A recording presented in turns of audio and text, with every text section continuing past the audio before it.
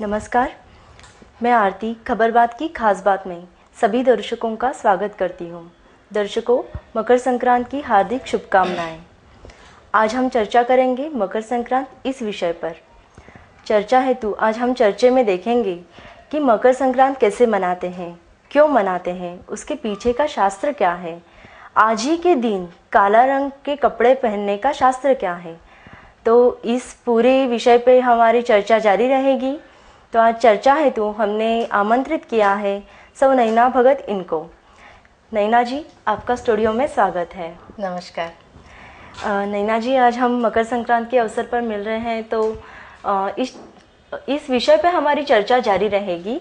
तो चर्चा का विषय मतलब प्रश्न मेरा ये है कि मतलब हमें जानना है कि मकर संक्रांति जैसे हमारे देश में पूरे संस्कृति में इतने सारे त्योहार है बड़े बड़े, जैसे दिवाली है, गणेश उत्सव है, जो बड़े पैमाने पे मनाए जाते हैं। तो मकर संक्रांति का विशेष क्या है, वह हमें मतलब जानकारी दीजिए उसके बारे में। ज़रूर। सर्वप्रथम सनातन संस्था की ओर से सभी दर्शकों को मकर संक्रांति की हार्दिक शुभकामनाएं। वर्ष में यही एक त्योहार है जो सूर्य की परिक्रमा के ऊपर आधारित है। जैसे कि मकर संक्रांति के पहले सूर्य दक्षिण गोलार्ध में होता है और मकर संक्रांति के दिन से उसका उत्तरायण यानी कि वह उत्तर गोलार्ध की ओर बढ़ता है। जैसे हमें इस जनवरी महीने में पता भी चलता है कि जिससे दिन जो है वो बड़ा और रात घटने लगती है। वैसे ही मकर संक्रांति का व्यवहारिक और आध्यात्मिक दोनों स्तर पे उसका महत्व है। पहले हम व्यवहारिक महत्व जानेंगे। जैसे कि हमारी जो भारतीय संस्कृति है वो इतनी महान है कि इस त्योहार के माध्यम से जो भी हमारे अंतर्गत मनमुटाव है या जो भी पिछली सारी गिले शिकवे है वो दूर करके हम इस त्योहार के माध्यम से एक नए रिश्ते की बुनियाद या शुरुआत कर सकते हैं। इस तरह से हम ये त्योहार मनाते हैं। जैसे कि नकारात्मक दृष्टिकोण से ये त्योहार हमें सकारात्मक दृष्टि के ओर ले जाता है। इस तरह से इसका व्यवहारिक महत्व है। और आध्यात्मिक महत्व देखा जाए तो मकर संक्रांति के दिन सूर्योदय से लेकर सूर्यास्त तक वातावरण में अधिक मात्रा में चैतन्य और आनंद होता है, जिसका हर एक व्यक्ति को लाभ मिलता है। और यदि वह व्यक्ति साधना कर रही है तो उसका अधिक मात्रा में उसको लाभ मिलता है।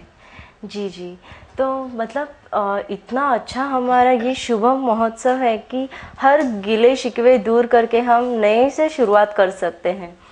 तो मेरा आगे का है मतलब जैसे हम देखेंगे तो काला रंग जो हमारी संस्कृति में अशुभ माना जाता है, जो पहनना हम हमेशा मतलब नहीं पहनते वो, तो कैसे होता ना कि आज ही के दिन मकर संक्रांति के दिन हम वो जानबूझकर पहनते हैं, काला रंग यूज करते हैं, जो शुभ दिन के ऊपर भी हम पहनते हैं।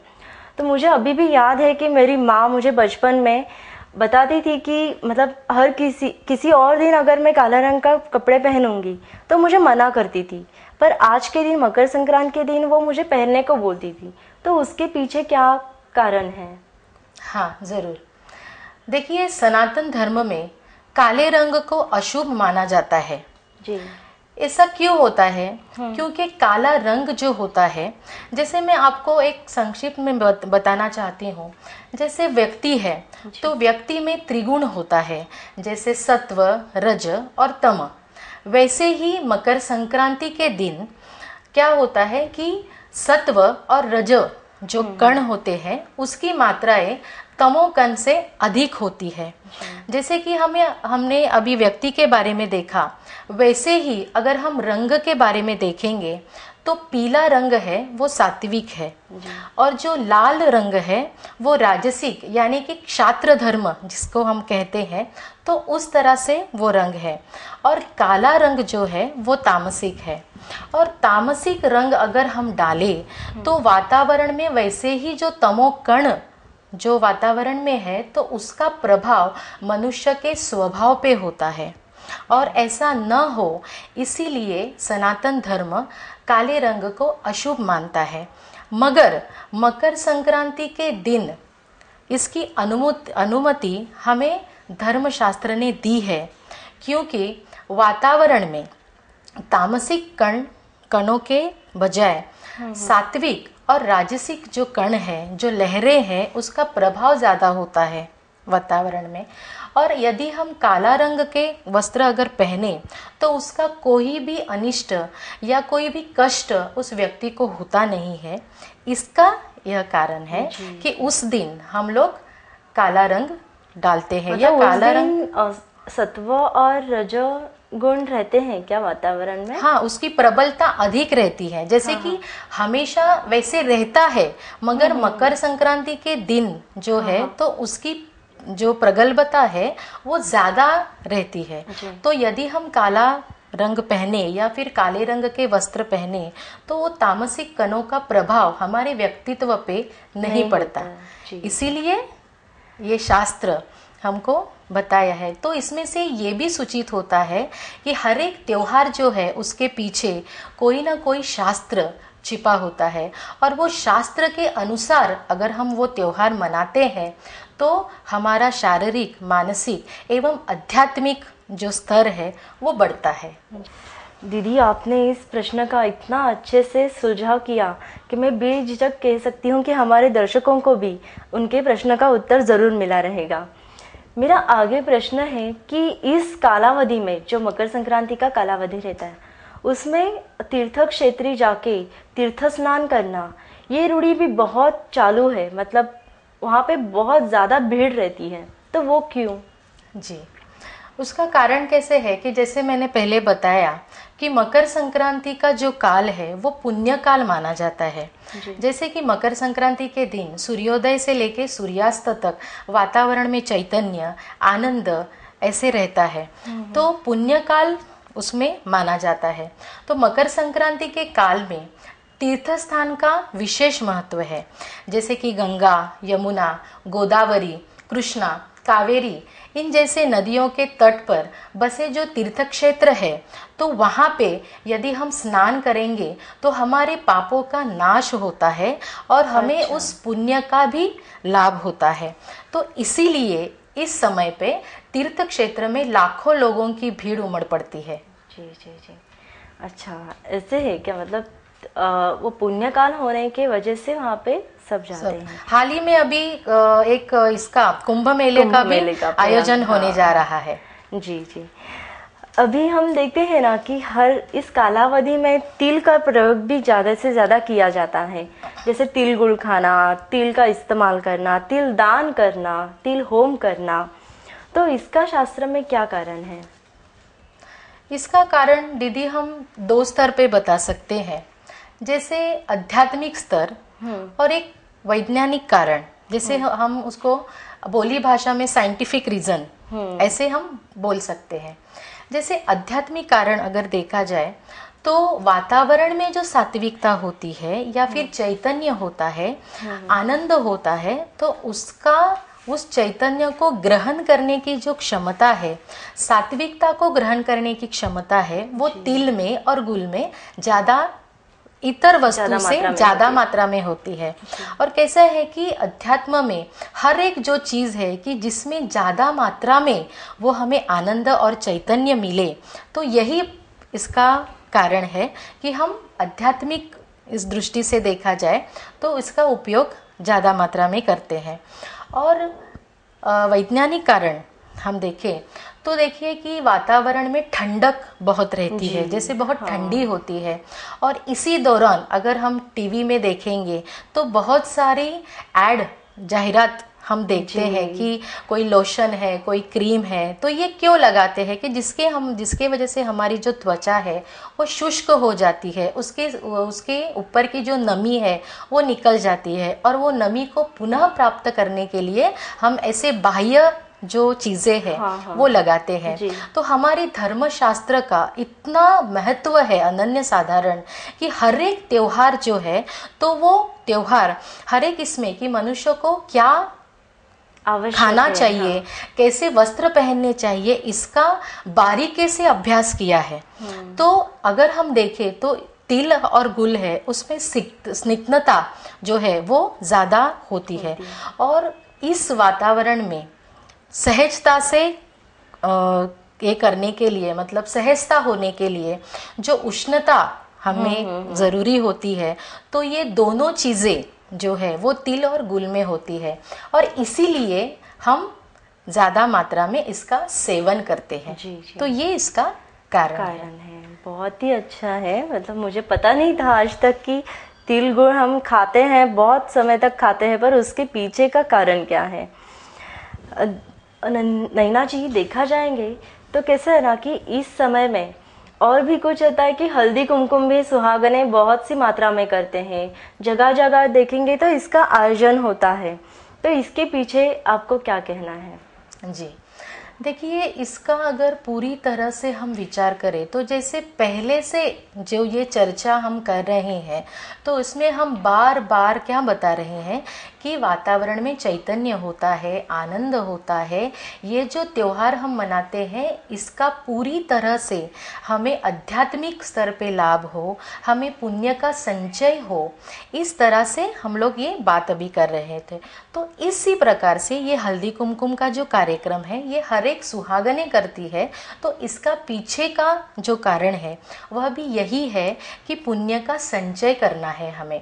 तो इस माध्यम को नज़र रखते हुए जो भी महिला ये कार्यक्रम व्यक्तिगत रूप से करती है या फिर सामाजिक रूप से करती है, तो उसके पीछे क्या है कि जो भी महिलाएं हमारे घर सुहागने आती है, तो ये दुर्गा देवी का एक प्रतीक मान के उसकी पूजा अगर हम करें, तो पूजा करने वाली जो महिला है तो उसे शक्ति के रूप में, चैतन्य के रूप में उसका लाभ मिलता है, और ये इसका हेतु है। जी, आजकल देखा जाए तो ये कुछ ज़्यादा ही बढ़ते जा रहा है। इस विषय पे, मकर संक्रांति के विषय पे चर्चा जारी रहेगी। लेते एक छोटा सा ब्रेक। घरात बँकेची ब्रँच? अगं चला, मुहूर्त जवळ आला. We are ready. काहीतरीच काय? खरंच घरात ब्रँच? कमाल आहे.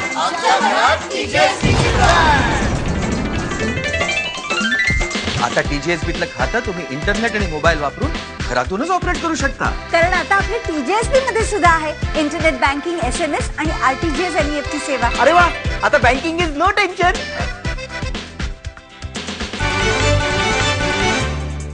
खबरबात की खास बात में ब्रेक के बाद फिर से एक बार स्वागत। ब्रेक पे जाने के पहले हमने देखा था कि हल्दी कुमकुम का उद्देश्य क्या होता है। अभी हम जान के लेंगे उसका शास्त्र क्या होता है। नैना जी, कृपया हमें शास्त्र बताइए। जी, इसका शास्त्र, हल्दी कुमकुम का जो शास्त्र है वो यह है कि जो भी व्यक्तिगत रूप से या फिर सामाजिक स्तर के ऊपर जो भी हल्दी कुमकुम का कार्यक्रम होता है, तो अपने घर में आने वाली जो महिला है, जो सुहागन है, तो उसे साक्षात दुर्गा देवी का रूप माना जाता है। जैसे कि एक साधना का एक अंग है कि उसकी सगुण रूप से साधना या फिर पूजा करने की एक रीत है। तो उस तरह से उस सुहागन को हम घर पे बुलाते हैं और गुलाब जल जो है तो उसके ऊपर छिड़कते हैं, ताकि उसकी सात्विकता और शुद्धता जो है वो बनाए रहे या फिर बढ़े। उसके बाद उसका स्वागत किया जाता है। गुलाब पानी छिड़कने के पश्चात उसका आदरपूर्वक स्वागत किया जाता है। स्वागत के उपरांत उसको आसन दिया जाता है बैठने के लिए। उसको हल्दी कुमकुम का तिलक लगाते हैं। जैसे मैं अभी अब महिलाओं को ये भी बताना चाहती हूँ कि ये जो उंगली है जिसे हम अनामिका कहते हैं, तो ये अनामिका से हम भगवान को तिलक करते हैं। और व्यक्ति को या फिर सुहागन को अगर हमें तिलक करना है तो इसे, जिसे हम मध्यमा कहते हैं, तो इस उंगली का ही इस्तेमाल करना है। तो ऐसे हम उन्हें तिलक लगाते हैं। तिलक लगाने के उपरांत उसको अत्तर लगाया जाता है। अत्तर के पीछे क्या कारण है कि देवता जो है ये गंध प्रिय होती है, और वो गंध के कारण दुर्गा देवी का जो तत्व है वो जागृत होने में मदद मिलती है। क्या बात है। इसीलिए उसको हम अत्तर लगाते हैं। उसके बाद उसको पुष्प दिया जाता है और उसके उपरांत हम उसे भेंट देते हैं। भेंट देने के वक्त में हम जो अपना पल्लू होता है, तो पल्लू का जो छोर होता है, तो छोर की मदद से हम उन्हें जो भेंट वस्तु है वो देते हैं। मैं यहाँ आपको बताना चाहती हूँ कि जिस तरह से ये जो पल्लू है, ये पल्लू का जो छोर है, ये छोर की मदद से उन्हें हम भेंट वस्तु देते हैं। तो इसका भी शास्त्र है। इसका क्या कारण है कि संपूर्ण रूप से हम उस दुर्गा देवी के तत्व को या फिर दुर्गा देवी का रूप मान के हम उसको संपूर्ण रूप से समर्पण करते हैं खुद का। तो ये उसके पीछे शास्त्र है। तो इस तरह से हम अगर पूजा करते हैं, इस तरह से अगर हम वो हल्दी कुमकुम का कार्यक्रम करते हैं, तो वो कार्यक्रम करने वाली जो महिला है, तो उसका दुर्गा देवी का पूरा तत्व और उसका आशीर्वाद उस महिला को मिलता है और उसका और उसके बच्चों का, उसके सारे कुटुंब का उसमें कल्याण होता है। तो इस तरह से ये एक मंगलमयी और कल्याणकारी ये एक कार्यक्रम है जी। पर आजकल देखा जाए तो आपने जो इतना शास्त्र शुद्ध बताया, तो ये कहीं पे नहीं करते, मतलब हर जगह पे जाता है तो सब लोग ऐसे समय मर्यादा रहती है कि नहीं, इतने समय में मुझे इतने महिलाओं को घर भेजना है। तो आपका कहना क्या है उसके बारे में? जी, आज का स्वरूप अगर दीदी देखा जाए तो शास्त्र या धर्मशास्त्र क्या कहता है, ये हम त्योहार जो इतने सालों में, जो हर एक महीने में जो त्योहार आता है या जो भी हम लोग उत्सव मनाते हैं, तो उसके पीछे कारण क्या है, तो इसकी जानकारी किसी को भी नहीं है। जैसे कि हमने बचपन में से मतलब करियर बनाने के हिसाब से, जैसे हमने कुछ हिस्ट्री, ज्योग्राफी जैसे मतलब किताब की जो अभ्यास है वो हमने किया, मगर जो मूल स्वरूप है हमारा, जो आनंदमयी या आनंदमयी जीवन अपना होना चाहिए, तो उसके पीछे का जो अध्यात्म शास्त्र है, तो उसका कहीं पे भी हमें ज्ञान नहीं दिया जाता है। और उसका ही ये फल है कि आज समाज में जो भी अनैतिकता बढ़ रही है, जैसे कि हल्दी कुमकुम का जो कार्यक्रम होता है, उसमें स्पर्धात्मक कार्यक्रम रखे जाते हैं। जैसे कि बहुत सारे महिला मंडल है, बचत गट है, उसमें से महिलाओं को मतलब जैसे कि मनोरंजन की दृष्टि से इस कार्यक्रम को देखा जाता है। मतलब अच्छी अच्छी साड़ियाँ पहनना, श्रृंगार करके समाज में जाना, या फिर मेरी साड़ी तेरी साड़ी से कितनी अच्छी है। हाँ। इस तरह से मतलब ये जो प्रथा है अभी ये कुछ मतलब वो बढ़ रही है समाज में, तो इसे हमें रोकना है। या फिर जो भी कार्यक्रम इस में रखे जाते हैं, जैसे कि महिलाओं के लिए स्पर्धात्मक कार्यक्रम रखे जाते हैं, उसमें संगीत कुर्सी का आयोजन होता है, रिकॉर्ड डांस होते हैं, फैंसी ड्रेस कंपटीशन होता है। तो ये जो कार्यक्रम है ये नीतिहीन या फिर संस्कृतिहीन कार्यक्रम होते हैं, जिसमें ना व्यक्ति को उसका फायदा मिलता है, ना समाज को मिलता है, और ना ही उसका आध्यात्मिक कोई लाभ है। तो इसके परे हमें नैतिकता को बढ़ावा देना है। मतलब नैतिकता के अधपतन से हम देख रहे हैं कि महिलाएं स्वतंत्र खुद को मानती है, लेकिन वो आज स्वतंत्र है, लेकिन सुरक्षित है क्या? जी नहीं है। क्योंकि जो समाज में अभी बलात्कार बढ़ रहे हैं, जैसे हमने अभी दिल्ली का एक उदाहरण देखा, या फिर नेपाल की जो महिला है उसके ऊपर का जो बलात्कार का घटनाएं हम लोग ने देखी, तो ये जो घटनाएं हैं ये समाज में बढ़ती ही जा रही है। तो उसको अगर हमें रोकना है तो व्यक्तिगत रूप से उसकी शुरुआत करनी बहुत ज़रूरी है। और इसीलिए इस कार्यक्रम के माध्यम से हम एक मकर संक्रांत एक उसका अंग है। तो ऐसी जो भी परंपराएं हैं जो धर्मशास्त्र ने हमें दी है, तो उसका अभ्यास करने का वक्त अभी आ गया है। ना कि केवल अभ्यास करें, बल्कि उसको खुद उसका अनुभव करें, क्योंकि अध्यात्म जो है ये अनुभूति और कृति का शास्त्र है। और जब हम इसके ऊपर कृति करेंगे तो ही हम एक खुशहाल जो जीवन है वो हम लोग उसका अनुभव कर सकते हैं। जी। अभी जो आपने बताया था कि अगर हम वाण देते हैं तो अभी आपका उसके बारे में क्या कहना है कि जो समाज में देखा जाए तो डिब्बे या कुछ वस्तुएं देते तो क्या देना चाहिए वस्तुओं में? हाँ ज़रूर, ये बात आपने अच्छी याद दिलाई कि ये जो कार्यक्रम रहता है तो कार्यक्रम का जो उद्देश्य हमने देखा, उसका शास्त्र हमने देखा कि सभी जो है ये कल्याणकारी एक कार्यक्रम है जिसमें आनंद पुण्य इस तरह से हम वो उसकी और उसको देखना चाहिए। मगर आज हम समाज में क्या देखते हैं कि प्लास्टिक के डिब्बे या फिर कंघी रुमाल इस तरह से भेंट वस्तु मतलब जो असात्विक है वो वस्तु दिए जाते हैं। तो असात्विकता से हमें सात्विकता की ओर बढ़ना है जी। तो ही ये कार्यक्रम है ये मंगलमय हो सकता तो है। अभी ये सात्विकता की ओर बढ़ना है तो सात्विक वस्तुएं क्या क्या होती हैं? सात्विक वस्तुएं जैसे कि सुहागन को हम लोग दुर्गा देवी का प्रतीक मानते हैं और उसकी सगुण उपासना करते हैं, इसीलिए जो सौभाग्य अलंकार है जैसे कि हल्दी कुमकुम है, जो भी हम लोग चूड़ियाँ है तो इस तरह से वो हमें भेंट देनी है।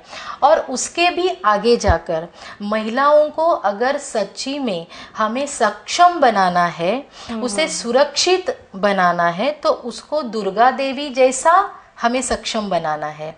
तो उसके लिए हमें धर्म शिक्षा देने हेतु उसको सनातन संस्था के माध्यम से हमने वो समाज में काफ़ी ग्रंथ है हमारे, जैसे कि अलंकार क्यों पहनने चाहिए, नमस्कार की योग्य पद्धति क्या है, देवघर की जो पूजा है, तो इस तरह से अगर हम या फिर जैसा हमने ये अभी चर्चा शास्त्र रखा है कि मकर संक्रांति का शास्त्र क्या है, तो इस तरह से हम लोग वो जो सात्विकता है नैतिकता है वो बढ़ाने के हेतु इस चीज़ों का प्रयोग कर सकते हैं। ज़रूर हमारे दर्शक इस बात का अवश्य लाभ लेंगे।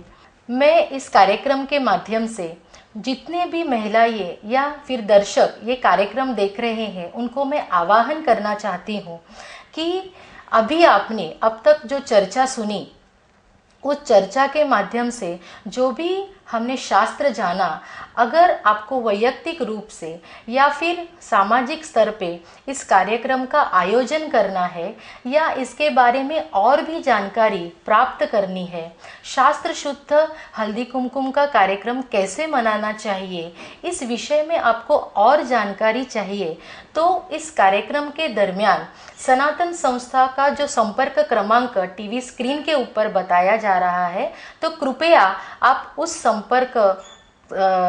उसका लाभ ले, उसके ऊपर संपर्क करके हम तक आप पहुंच सकते हैं। सनातन संस्था इसके लिए हमेशा कटिबद्ध है। जी नैना जी, आप यहाँ पे आए, आज का कार्यक्रम बहुत ही चर्चा इतनी अच्छी हो गई कि वैयक्तिक रूप से देखा जाए तो मुझे भी हर बात का शास्त्र पता चला है इस कार्यक्रम के माध्यम से। तो आप यहाँ पे आए, इतनी शास्त्र सिद्ध बातें हमें बताई, तो इसके लिए मैं पूरी टीम की ओर से और हमारे दर्शकों की ओर से धन्यवाद देती हूँ।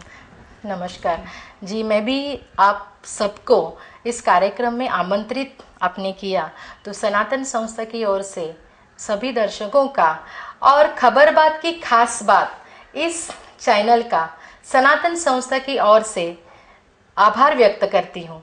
धन्यवाद। दर्शकों, खबर बात की खास बात के बारे में आपको कुछ जानकारी, सुझाव या सूचना करने हो तो हमारा पता है खबर बात, चैनल 1, जेके प्लाजा, पहला माला, दुर्गा माता मंदिर के सामने, पनवेल। अधिक जानकारी के लिए संपर्क करें 9869009449। अगले हफ्ते नए विषय के साथ, नए मेहमानों के साथ हम जरूर हाजिर होंगे। दर्शकों को मकर संक्रांति की ढेर सारी शुभकामनाएं।